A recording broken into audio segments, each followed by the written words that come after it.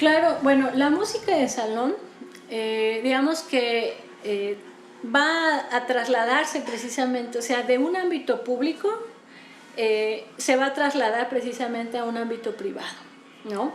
Entonces, se van a empezar a hacer composiciones donde no se tengan que necesitar a muchos instrumentistas, ¿no? Entonces, por ejemplo, los lieds de Schubert, por ejemplo, si tú eras un pianista bien capacitado y también un cantante, pues que más o menos lo hacías, pues podías hacer las dos cosas, ¿no? Entonces, vamos a tener que la música de salón pues se va a conferir a estos salones, por eso se llama de salón, a estos salones de casas acomodadas. También el piano, pues producto ya de pues un gran avance sobre el instrumento, ¿no? Estamos hablando de la segunda revolución industrial, ya donde muchos instrumentos, sobre todo los instrumentos de aliento metal, se ven beneficiados por la revolución industrial, ¿no? El saxofón, los trombones, todo esto se va a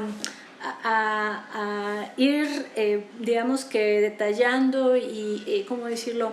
Pues se van a volver instrumentos que verdaderamente tienen una relación directa con todos los avances tecnológicos que hay en la época, ¿no? Entonces, mismo Beethoven, ¿no? A inicios del siglo XIX, pues en sus sinfonías, pues va introduciendo los metales, ¿no? La novena sinfonía, pues es una cosa que a muchos no les gustó, pero pues que Beethoven es el que realmente integra, ¿no? a la orquesta, la orquesta ahora sí que la orquesta sinfónica que el día de hoy conocemos. Algo que me llama la atención ahorita que mencionaste este comentario de Beethoven, que sí, justo empieza a darle más importancia a las melodías, por ejemplo, creo que es en la tercera sinfonía donde empieza a tener un solo de un corno, ¿qué te pasa? ¿Por qué le estás dando el solo a ese cualquiera? Me llama la atención porque dijiste que les empezaba a dar aquí en la época de principios del siglo XIX, mencionaste una importancia por la profesionalización de las orquestas filarmónicas. Esta profesionalización que se trata de dar, de juntar, de tener filarmónicas, se debe, como lo que hablamos la vez pasada, a esta unificación patriótica, o a qué se debe que se diera tanta importancia, porque bueno, lo mencionabas tú, ¿no? En la música de salón, pues sí tiene una cuestión más lúdica, ¿no? De que bueno, estás en una reunión y pues alguien, siempre está el piano, siempre está alguien que cante, tiene esta función, puede tener esta función, pero en el caso de las orquestas, de las filarmónicas, ¿cómo es que nace esta iniciativa por dar esta profesionalización a las orquestas? Bueno, lo que sucede en México específicamente es que hay grupos de intelectuales, músicos y gente acaudalada también, que va a ir empezando a tratar de establecer una institución musical como un conservatorio. Desafortunadamente, el siglo XIX en México es turbulento y es caótico porque estamos llenos de intervenciones extranjeras, tenemos la norteamericana, bueno, la primera, la intervención francesa del 36 al 39, la famosa guerra de los pasteles, tenemos también la intervención norteamericana, a mitad del siglo tenemos la guerra de reforma entre conservadores y liberales, ¿no? Y posteriormente, bueno, pues llegamos a un periodo de relativa paz con Porfirio Díaz, ¿no?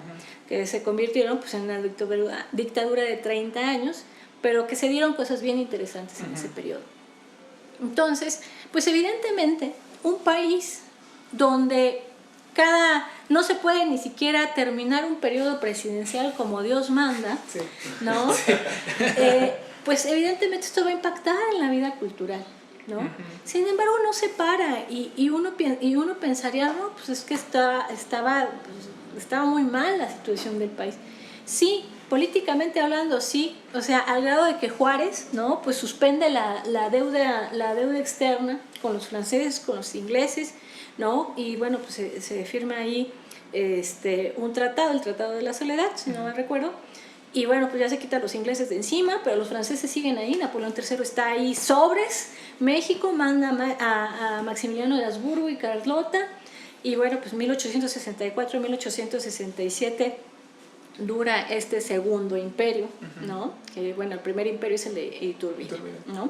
Entonces, vamos a ir viendo que uno tiene que estar consciente de lo que está pasando en México en ese momento, ¿no? Sin embargo, hay una cantidad de verdad impresionante de música que se está produciendo. Vamos a tener que, por ejemplo, uno de los primeros músicos que pues van a destacar después del periodo de independencia, de la Guerra de Independencia, es don Mariano Elízaga, ¿no? Don Mariano Elízaga pues va a tener su escuela de música, pero también va a incursionar, por ejemplo, en la imprenta musical. Aquí, bueno, pues vale la pena mencionar pues mucho el trabajo de una investigadora, esta Luisa del Rosario Aguilar Ruz, quien pues ha hecho un trabajo verdaderamente pues impresionante, ¿no? De la imprenta musical en México. Porque uno suele pensar de que, bueno, pues entonces ¿quién imprime música?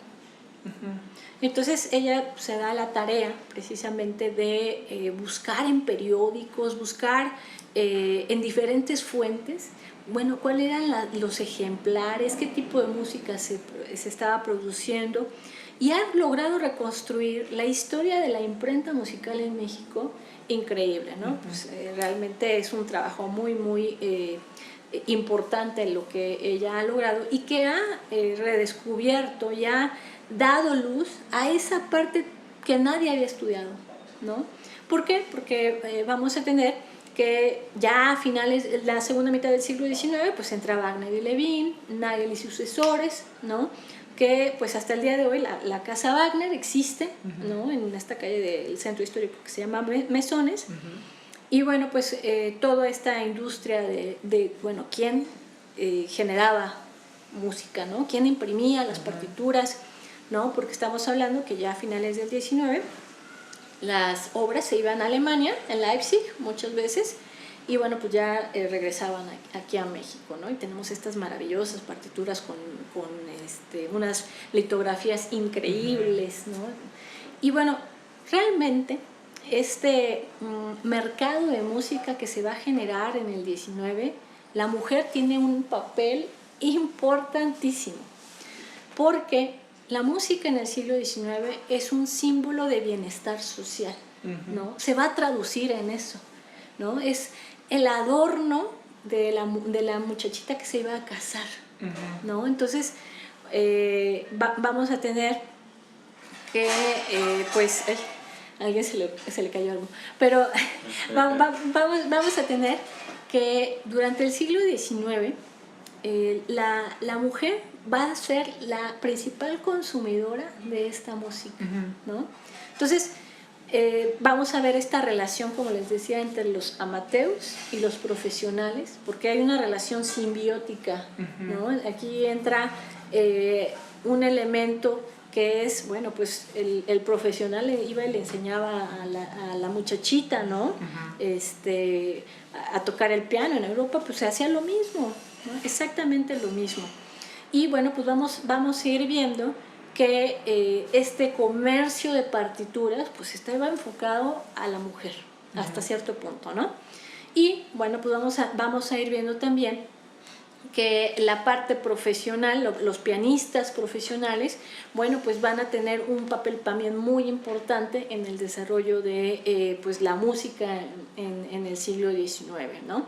Entonces, vamos a ir viendo que pues esta música podía aludir a, por ejemplo, pues el paseo por la viga, ¿no? Luis Hahn, que es un botánico alemán que llega a México, pues se queda enamorado de los paisajes y bueno, pues todo lo que, bueno, por ejemplo, hay una partitura en donde se muestra el canal de Chalco cuando era muy bonito, ¿no? Antes de ser pavimentado. Entonces, antes sí. Bueno, vamos a ir viendo que surge mucha música programática, ¿no? Que lo que hace es transportarte, ¿no? a ese momento, ¿no? Por ejemplo, también otra obra de Hahn es el ferrocarril, que es un galop, ¿no? Entonces vamos a ir viendo que muchos de estos compositores están componiendo pues para evocar ciertas escenas, sentimientos, pero también era funcional la música de salón, porque pues la gente la utilizaba pues para divertirse también, para bailar, ¿no? Entonces pues la que amenizaba era la señorita de la casa, ¿no? Entonces esto es algo muy importante, o sea, ¿qué significaba la música en la sociedad del siglo XIX, ¿no? Era bienestar, eran las buenas costumbres y que se debían perpetuar. Y, no, nada más iba a hacer este comentario que se me hace muy interesante, que estamos hablando de mediados del siglo XIX. Todavía recuerdo que un maestro mío me comentaba que él empezó a hacer música porque su hermana empezó a tocar piano, porque era lo que las muchachitas bien hacían. O sea, hasta que bien se ha perpetuado, que aún continuamos teniendo esta... Que es cierto, ¿no? De aprender música de alguna manera sí te da cierta... son personas, solo con cierta estabilidad social puedes tener esta posibilidad. No sé qué va a ser.